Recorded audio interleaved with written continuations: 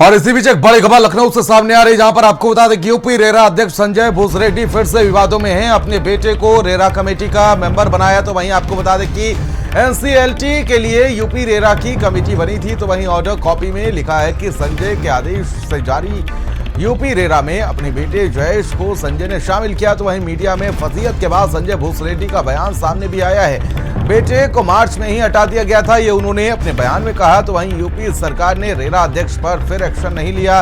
पहले भी बेहद गंभीर आरोप लगे थे, तब भी एक्शन नहीं हुआ। इस बार भी आवास विभाग ने जवाब तलब नहीं किया।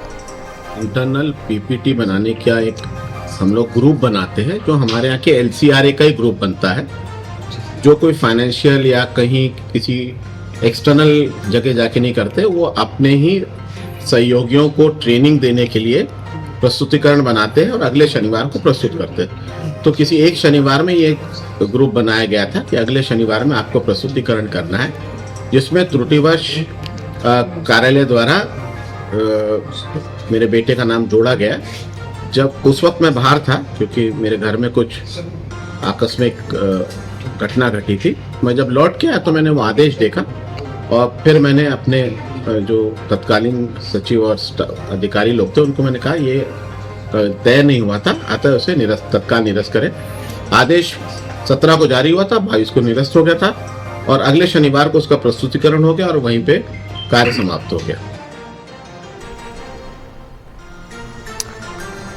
और हमारे स्टेट हेड वीरेंद्र जी हमारे साथ जुड़ चुके हैं। वीरेंद्र जी, क्या अपडेट जानकारी मिल पा रही है जिस तरीके से मीडिया में फजीहत हुई और उसके बाद ये बयान सामने आया है? मैं आपको फोन कर रहा हूं। देखिए, संजय भूसरेड्डी जो है वो 1989 बैच के आईएएस अफसर हैं और ये जून 2023 में रिटायर हुए थे और इनकी बड़ी ईमानदार अफसर की छवि थी।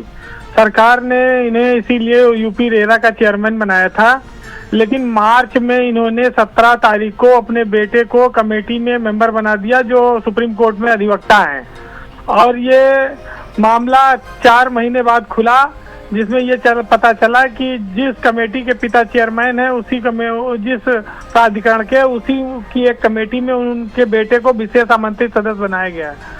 तो ये अपने आप में नैतिकता और कदाचार से जुड़ा मामला था जी। और संजय भूसरेड्डी का ये कहना है कि 22 मार्च को ही उन्होंने उस कमेटी को निरस्त कर दिया था और ये मामला पुराना है। और चूंकि देखिए, सियासत में तो परिवारवाद के आरोप लगते हैं, लेकिन अफसर भी परिवारवाद करने में कहीं कहीं चूक जाते हैं और उसी का ये उदाहरण है कि भूसरेड्डी ने अपने बेटे को अपने प्राधिकरण की एक कमेटी में जो है वो मेंबर बनाया। तो बहुत साफ है कि एनसीएलटी के जो बिल्डरों के मामले होते हैं बड़े बड़े, वो एनसीएलटी में जाते हैं और करीब 200 के लगभग ये मामले हैं, जिनमें जो फैसले आते हैं उनका आकलन करना, उस पर अपील करना है कि नहीं करना है, उस पर विधिक राय के लिए कमेटी बनाई गई थी।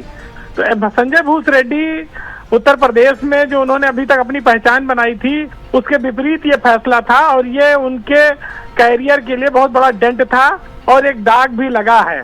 अब ये दाग वो धो नहीं पाएंगे चाहे जितनी सफाई दे, लेकिन ये जरूर है कि साउथ इंडिया से आने वाले संजय भूसरेड्डी उत्तर प्रदेश में अपनी ईमानदारी के दम पर काफी नाम कमाए हुए थे, जब आबकारी और गन्ना चीनी के वो प्रमुख सचिव थे और उसी का उनको इनाम दिया मुख्यमंत्री ने। लेकिन अब ये एहसास होता है कि उन्होंने बेटे के मामले में अपनी ही संस्था में उसको नियुक्त करके बहुत बड़ी गलती की है। जी, बहुत बहुत शुक्रिया हमारे साथ जुड़ने के लिए वीरेंद्र जी आपका।